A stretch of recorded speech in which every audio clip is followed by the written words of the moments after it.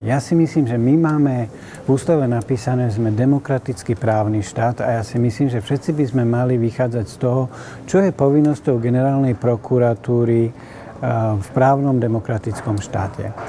A je isté, že prokuratúra má sledovať a dohliadať na to, aby každý zákonom chránený záujem bol realizovaný.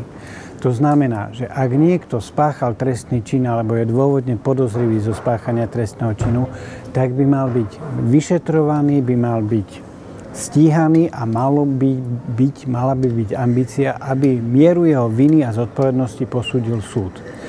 Podľa mňa najhoršie, čoho sa naši generálni prokurátori doteraz dopustili, je to, že dávajú prokurátorskú imunitu. Máme systém, že keď prokurátor niečo nezažaluje, pred súd sa to nedostane. A veľmi veľa rozhodnutí prokurátorov a generálnych prokurátorov je takých, že povedali, nebol to trestný čin, alebo nenaplnilo to skutkovú podstatu.